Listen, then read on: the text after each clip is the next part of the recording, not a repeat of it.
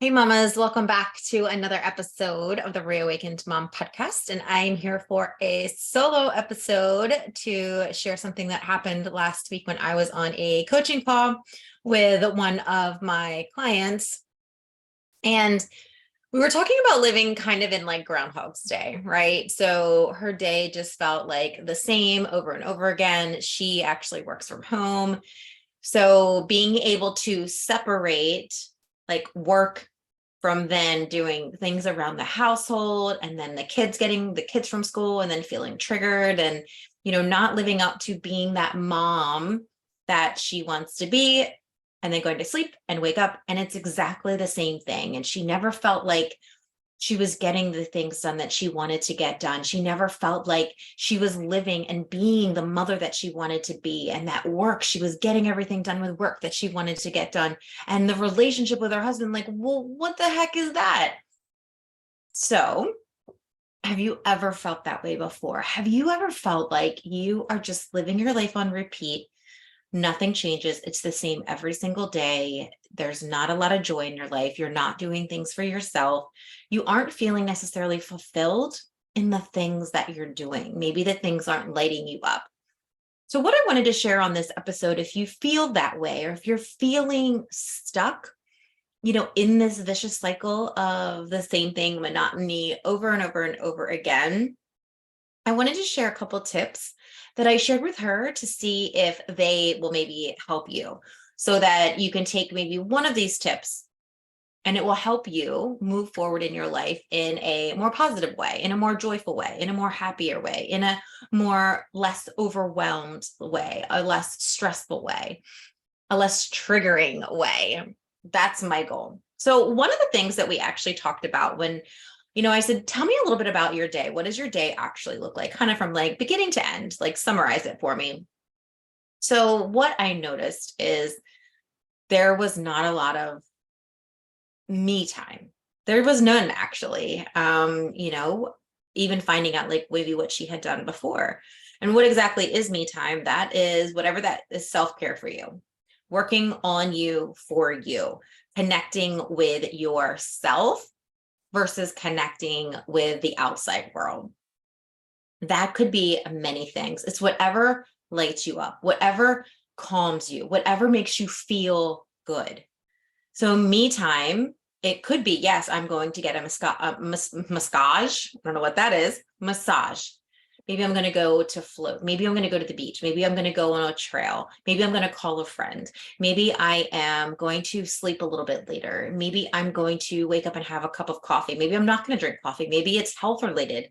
Maybe it's caring for yourself so that you feel energized, you feel good. Maybe it's sitting and reading a book. Maybe it's doing crossword puzzles. What is that me time? Maybe it's horseback riding. Maybe it's dancing. Maybe it's putting your favorite song on and just dancing for 5 minutes. Maybe it's getting a super long, super hot shower like my teenagers. Me time can be anything for you and you alone. It could just be sitting in your car and with the sunroof open and just like feeling the sun on your face. So that was one of my suggestions to her. Throughout your day, find some time. Actually, you're not going to find the time. You're going to have to make the time. Let me reword that because you will never find that me time. You have to schedule it in just like you would a doctor's appointment. You're going to schedule in that time, 5 minutes, half an hour, 1 hour, going out for a walk.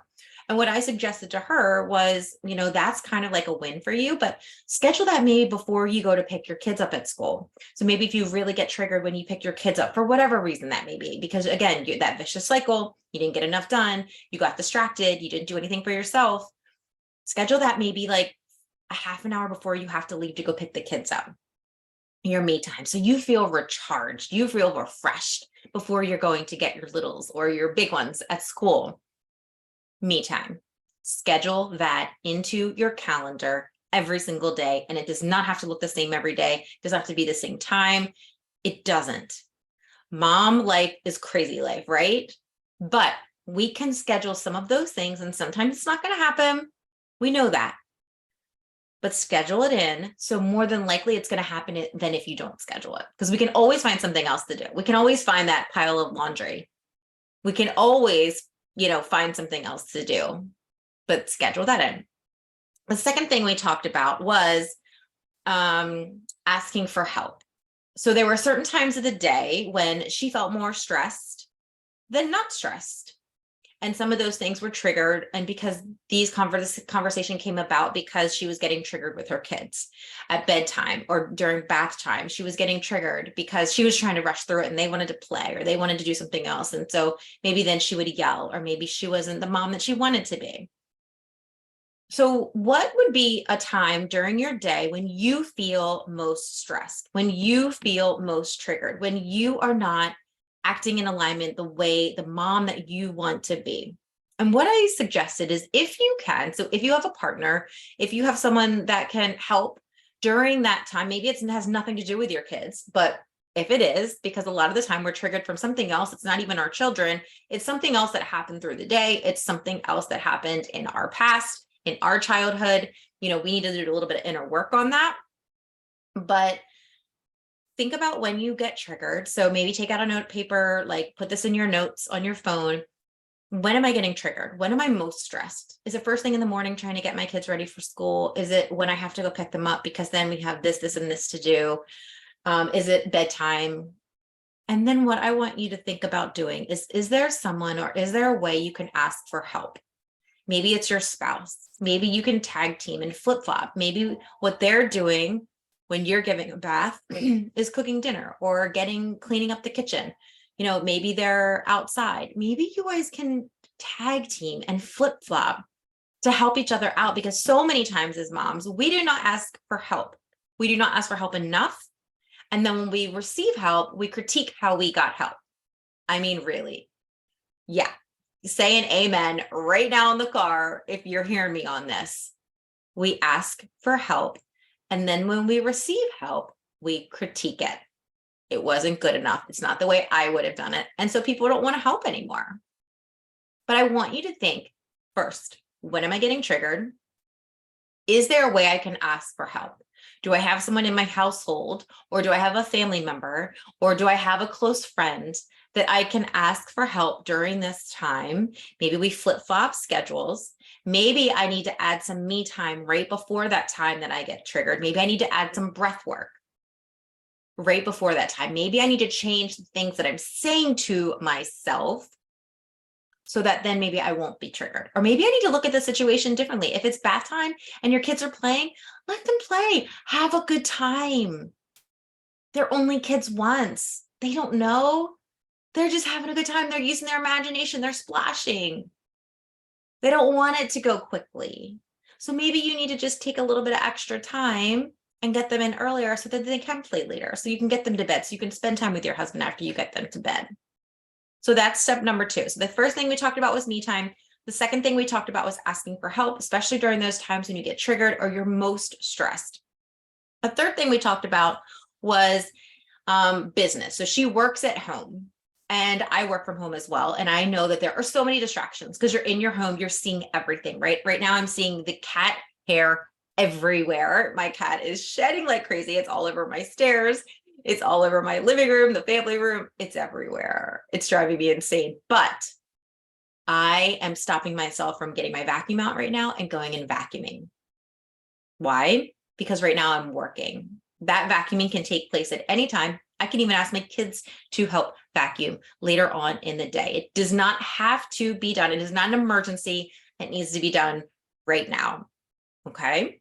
So in, on, and off. This is a concept that I got from my business coach when I had hired her, Brigitte, like 2 years ago. And so she brought up this concept and I've heard it other times. And so I brought it up with my client because, there are so many things in a business that we can group together, that if we group them together, those are things that are in our business. There's things that are on our business. So in your business, maybe that's like you have to make coaching calls. Maybe that's you have to have client calls. Maybe that's you have to go to in-person meetings. Maybe you have to do things that are in person. You're doing podcast recordings, like you're trying to be visible yourself. Those are things like in your business.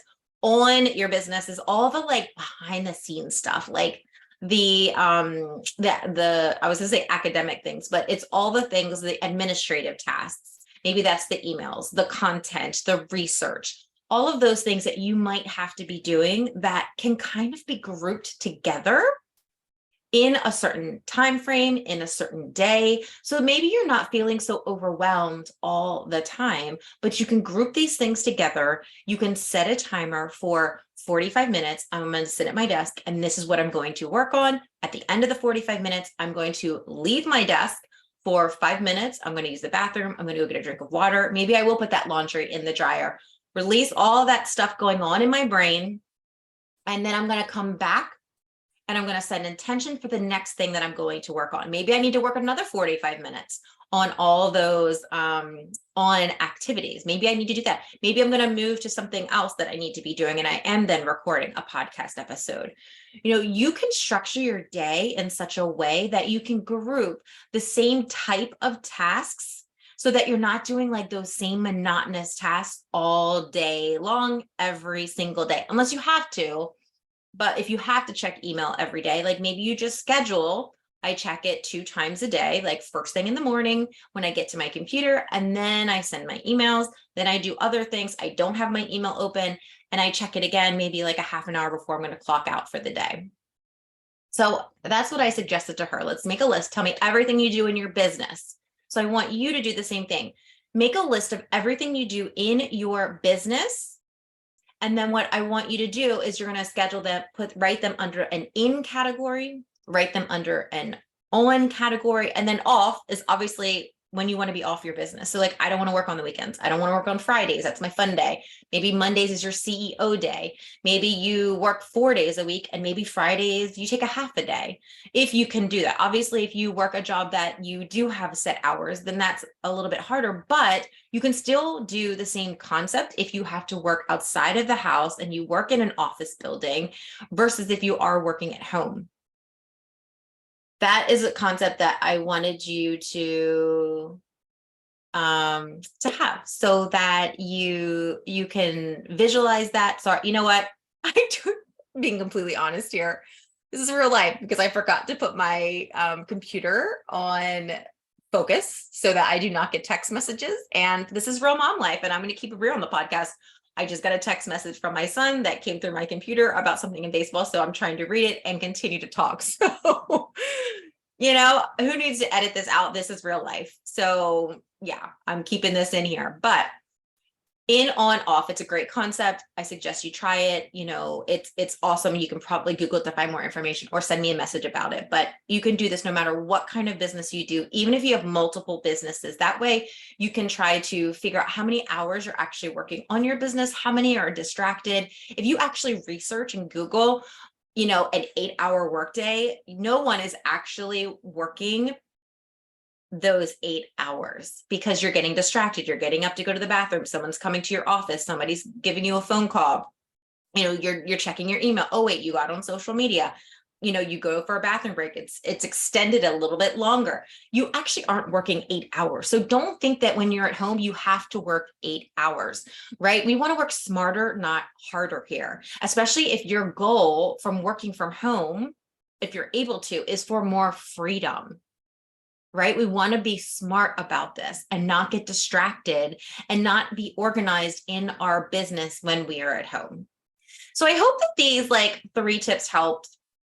I know that they really helped her. She's super excited. There's other things that I shared with her, but those are just a couple things that I really thought could be beneficial to you. You know, it's the beginning of April.